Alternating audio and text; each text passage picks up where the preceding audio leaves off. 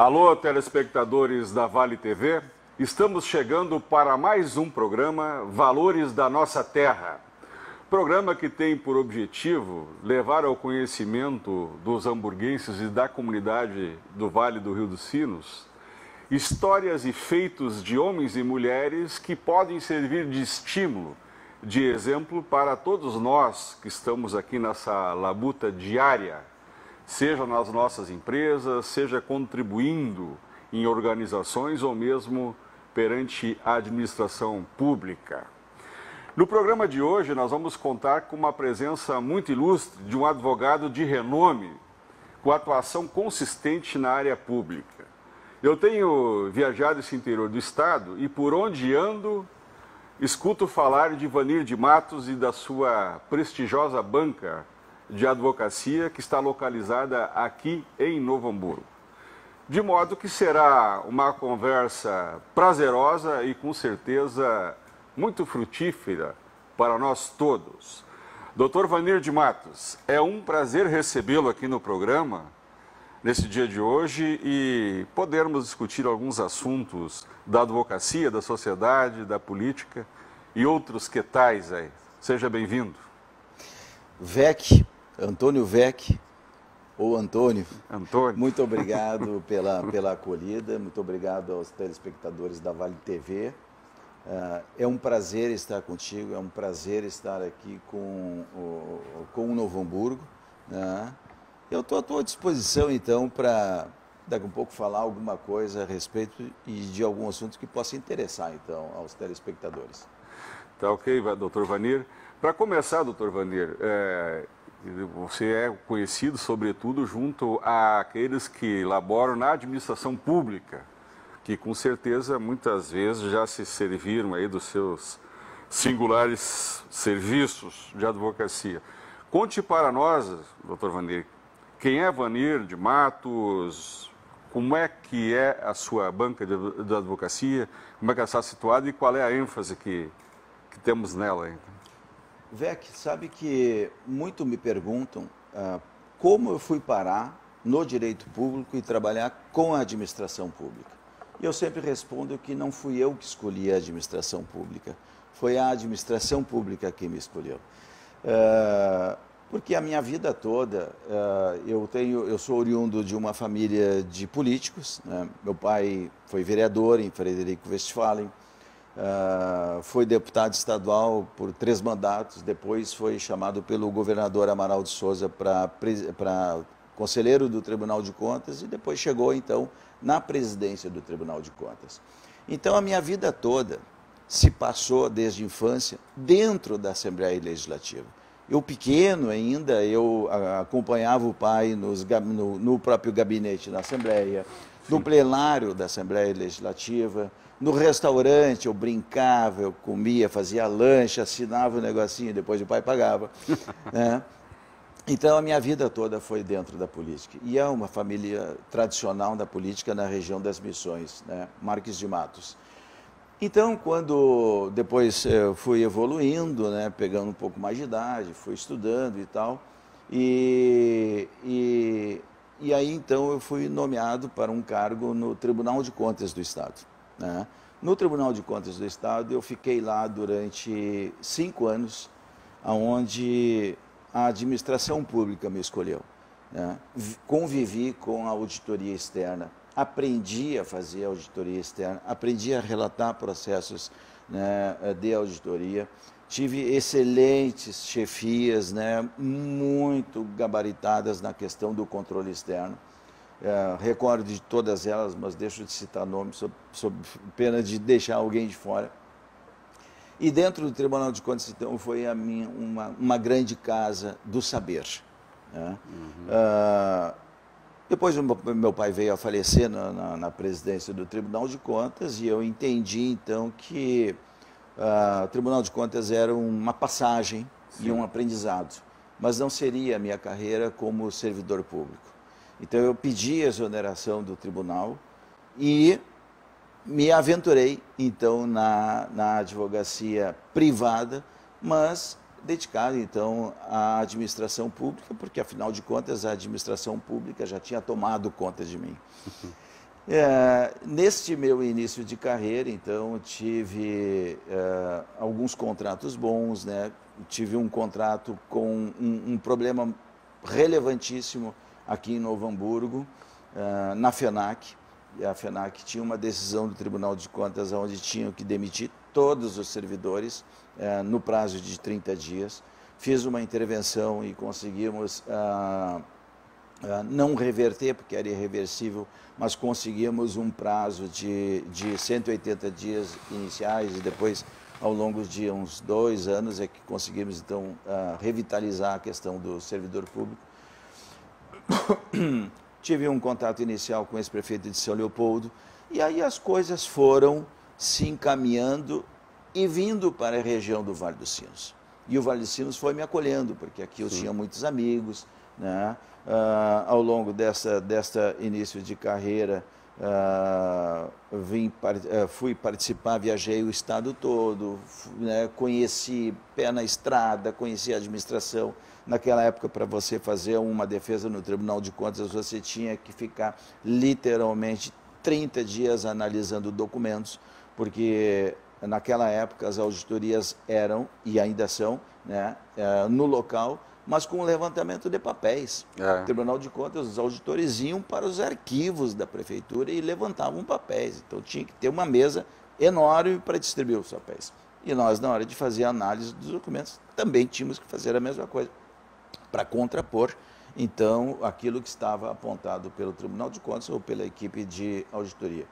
Então, isso foi entrando no meu sangue e nunca mais saiu, né? Depois a coisa foi evoluindo, foi ultrapassando os limites da região do Vale dos Sinos, foi ultrapassando os limites do Estado, né? Ingressei no eleitoral por uma oportunidade. Estou lá em 2004, comecei a trabalhar no eleitoral, e o eleitoral ingressou no meu sangue de uma forma que também, né, se enraizou. Então fizemos muitas incursões na gestão pública com prefeitos, vereadores, deputado estadual, deputado federal, né, senador. Fiz a eleição do candidato a vice-presidente da República, o Beto Albuquerque. Então fizemos a eleição presidencial. Naquela época, o nosso escritório ficou como um escritório estadual, né? No Rio Grande do Sul, o nosso escritório era o escritório referência, então, para tratar da matéria da eleição presidencial, onde o Beto era candidato a vice-presidente, né? Depois acabou, então, ultrapassando esta fase, foi para a candidatura do Senado. Então, a gente participou em processos eleitorais de todas as envergaduras e em todos os níveis. E a administração pública, é o que eu digo sempre para todos os administradores, você tem que se preocupar com a gestão pública. Tomar posse no mandato eletivo, seja qual for, em nível estadual, municipal ou federal, vai te exigir uma equipe de qualificação técnica, no mínimo, razoável. Porque a velocidade da exigência do controle externo, a velocidade da exigência do Tribunal de Contas, da exigência do Ministério Público e do próprio Judiciário, quando enxerga o gestor público, ele enxerga como alguém que já está preparado e não que está se preparando. E dele vai exigir condutas como se ele tivesse pleno conhecimento de como funciona a administração pública. Então, quando ingressa no mandato eletivo, já tem que se preocupar com uma gestão técnica, né? Sob pena de depois a responsabilidade pelos atos praticados, sejam por servidores, sejam por secretários, ou seja por omissão do próprio gestor, vai acabar recaindo na conta dele, no CPF dele, e ele vai responder pessoalmente sobre isso. Até nesse ponto, Vanir, eu queria retomar, porque é onde eu também identifico a maior problemática na gestão pública, sobretudo na área executiva, e falando aqui em municípios, sobretudo em pequenos municípios, né? Porque o que nós presenciamos é que, ao fim e ao cabo de uma eleição, né, às vezes, né, as urnas guindam, né, para o cargo, né, elegem uma pessoa que não está familiarizada com essa complexidade da gestão, sobretudo da gestão pública. E todo aquele aparato normativo que a circunda, né, e que a impregna, né? E isso, às vezes, tem feito com que as pessoas, até de boa fé, acabem cometendo alguns deslizes, né, por desconhecerem parte de todos aqueles procedimentos ali que circundam aquela atividade, né? E também, hoje isso está sendo assim, uma tônica, é que o temor, o medo da fiscalização tem feito com que muitos gestores também fiquem travados, né? Ou seja, deixem de atuar. Com a sua experiência, assim, ó, que palavra você poderia levar, já fez sobre certo aspecto, mas como é que nós poderíamos enfatizar ainda mais para aqueles que pretendem ou já estão exercendo funções públicas, né? Quais são as cautelas, o que precisa ser feito primeiro, para que o sujeito possa atuar, usar o poder discricionário que ele também tem ali para atuar, com alguma segurança, né, acautelando-se, e também para afastar um pouco o medo que leva ou faz com que muitos exerçam seu mandato travado por temor, Vanir. Vec, o nosso escritório presta assessoria preventiva para os administradores.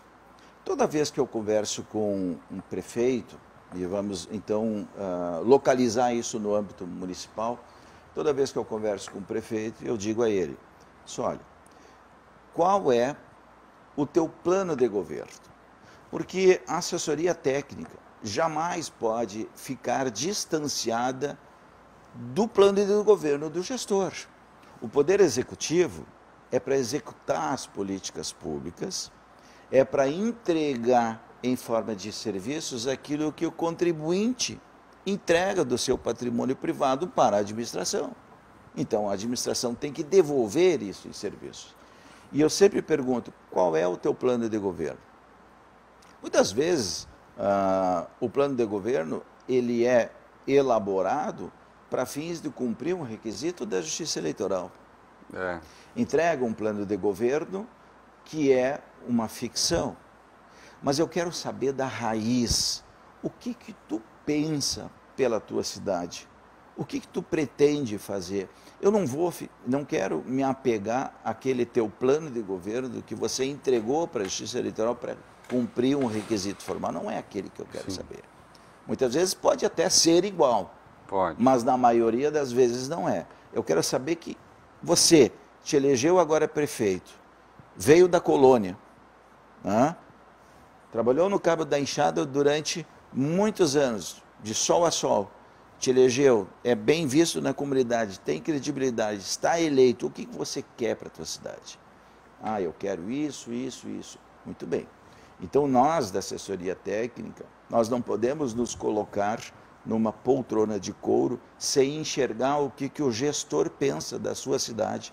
Nós temos que criar identidade com o gestor, com os secretários e com a própria comunidade. Temos que conhecer o nosso local, qual é a cultura, né? A economia gira em torno de quê?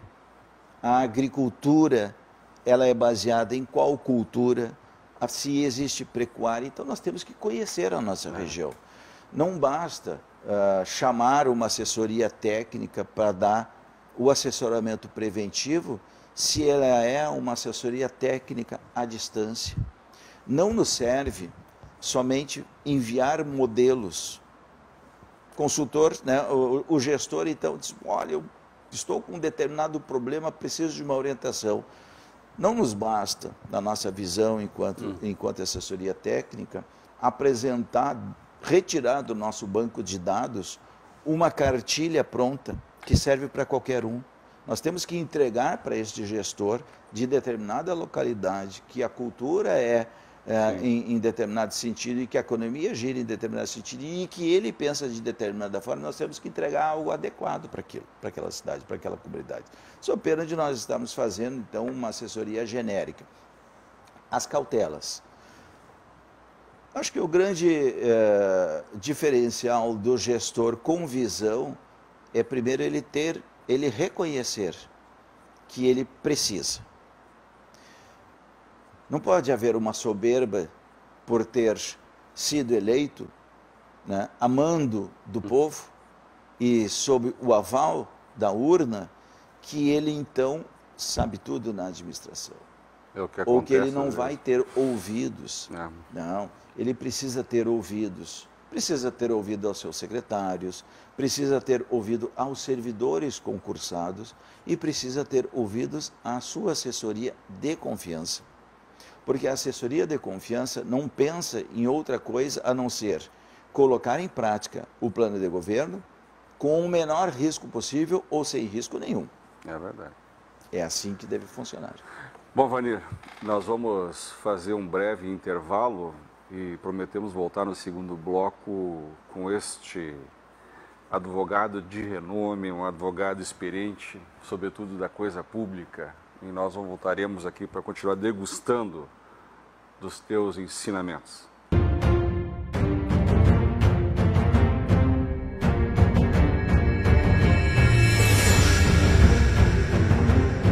Estamos de volta com o programa Valores da Nossa Terra, que hoje recebe Vanir de Matos, doutor Vanir de Matos, um dos mais eminentes advogados da área pública deste estado do Rio Grande do Sul. Mas encerrávamos o bloco anterior conversando sobre a necessidade do administrador público acautelar-se. Eu costumo dizer, doutor Vanir, que para as questões ordinárias, aquelas corriqueiras do dia a dia da administração pública, que tem a ver com aquilo que está posto, né, normalmente os municípios contam com quadros para dar conta disso. Né? Mas para aquele que chega, o candidato que acaba, né, saindo vitorioso das urnas, como bem falou o doutor Vanir, ele traz um programa, ele traz um projeto que foi referendado nas urnas e que agora está ali para ser implementado.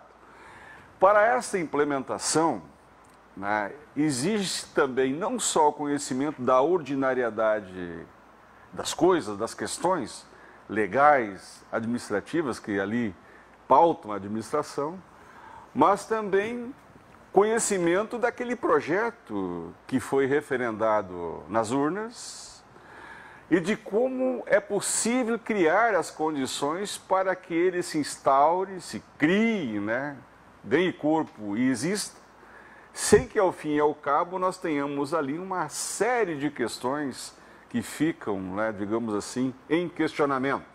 Questionamentos às vezes profundos que levam até a inviabilidade de uma renovação daquela eleição ou, quando não, da supressão do candidato das próximas eleições. Né? Como é que poderíamos conversar sobre este ponto e até que ponto, digamos assim, né, a necessidade de quem se elege contar também não só com as suas estruturas internas de consultoria, né, de assessoramento jurídico, como também de uma consultoria externa que teria condição de ver um pouco para além daquele perímetro que ali está delimitado e também que traz a experiência, né, por transitar, doutor Vanir. Vec, eu estou nessa caminhada já há 29 anos. Às vezes eu olho para trás e penso, puxa, faz tempo já. Às vezes eu olho para frente e tem muito para fazer.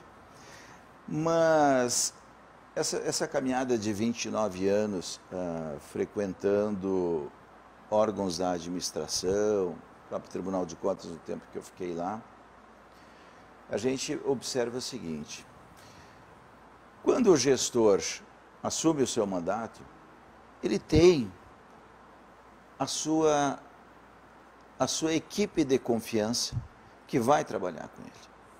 E essa equipe de confiança é de extrema importância para qualquer assessoria externa.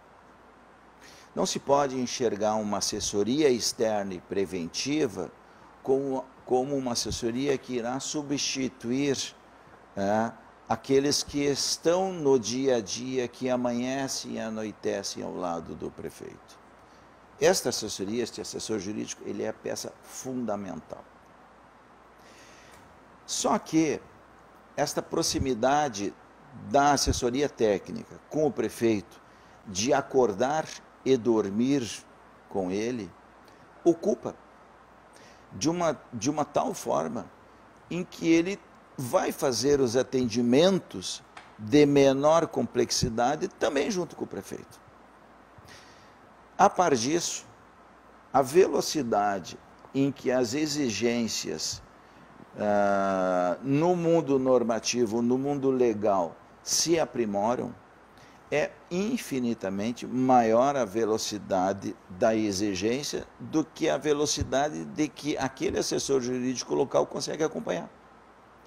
Seja em razão da distância física, da informação que está concentrada na capital, nas grandes capitais, com a informação que chega no interior do estado, seja por falta de tempo de fazer leituras ou de acompanhar julgamentos. O Tribunal de Contas tem sessões plenárias terça, quarta e quinta. Terça na Câmara, quarta no Pleno, quinta na Câmara. Então, toda semana existem decisões que podem mudar a forma de pensamento do Tribunal de Contas, seja para flexibilizar, ou seja para apertar a fiscalização, ou para dar uma outra interpretação de como será a auditoria do controle externo. Então, esta velocidade, o gestor público precisa ter um elo de ligação. Ele precisa ter quem faça esta interlocução entre a informação que está voando na capital e fazer chegar a ela o mais rápido possível naquele município. Para quê? Porque o Tribunal de Contas não vai pressupor que ele está atrasado na informação. A informação processada, legalizada, normatizada já deve ser cumprida. É óbvio que o controle externo dá um pouquinho de tempo de adaptação, né? Mas ele tem que se conscientizar que precisa deste elo de comunicação. Será que poderíamos considerar, doutor Vanir, que todo aquele investimento, não é um gasto, é investimento que o administrador faz, né, com uma consultoria jurídica qualificada, no sentido de poder implementar a melhor decisão? Isto, a sociedade, dentro desse contexto que vivemos, né, que todo mundo presta conta para alguém, tem que atuar com transparência, com conformidade. Então, poderíamos dizer que é até uma recomendação que se deve fazer àqueles que hoje têm o grave munus de enfrentar a gestão pública, ou seja, de realizar a gestão pública, de também manter uma consultoria para captarem estes novos conceitos que são formatados nessas decisões, né, para onde nós estamos hoje caminhando, qual é a sensibilidade na apreciação de certas questões, sobretudo naquelas questões do dia a dia da administração, que são dados ao prefeito, digamos assim, implementar com discricionariedade. Eu tenho dito, doutor Vanir, não sei se o senhor concorda, que a discricionariedade na administração pública ela não está banida. O que ela faz é exigir que nós tomemos cuidados, cautelas e demos, construímos a justificativa necessária, razoável para aquele ato que tomemos, ou que estamos implementando. Então, o administrador público, ao fazer a decisão dentro daquele campo da discricionariedade, ele faz e traz para si o ônus de fazer a justificativa. Legal, razoável, é isso mesmo? Com certeza, né? O Poder Executivo é um poder de executar as políticas públicas e, obviamente, que ele tem que compreender que determinado assunto, ele tem o seu poder de discricionariedade e ele deve exercer isso. Inclusive, a própria lei, né, mais recente, já determina que os órgãos de fiscalização devem observar as peculiaridades locais e as dificuldades do tomador de decisões e deve aplicar a lei sobre este ângulo. Ou seja, houve uma evolução muito forte, porque a exigência ao gestor era grande e a aplicação de penalidades maior ainda.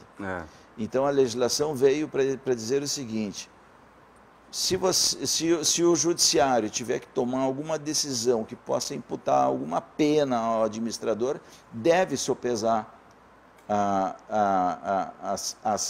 os meios que ele adotou, a justificativa, as consequências da decisão e as dificuldades que ele enfrentava, porque tem que sopesar isso. Isto é dar valor à discricionariedade do administrador. Se ele precisa tomar uma decisão, ele precisa então ter esta flexibilidade de poder tomar uma decisão, obviamente que justificada, mas que vá ao encontro da que a sociedade está exigindo. O nosso tempo está esgotando, doutor Vanir, mas eu não posso deixar de lhe perguntar, porque eu acho até que a resposta está aí. Essa atualização da lei de responsabilidade que foi recentemente aprovada no Congresso Nacional e ainda dá os seus passos finais, né? O senhor aprova ela? Aprovo integralmente. É isso, né? Porque se vê tanta bobagem sendo dita sobre isso. A alteração da lei de improbidade veio para corrigir um grande erro, que foi a criminalização e a penalização dos gestores de boa fé, que não cometeram irregularidades com vontade de praticar.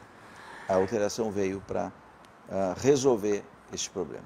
Este tema eu gostaria de explorar mais com o senhor numa outra oportunidade, para a qual já deixo o convite feito, porque eu acho que é de extrema relevância, até para que nós possamos desmistificar alguns mitos, né, que estão circulando aí no sistema.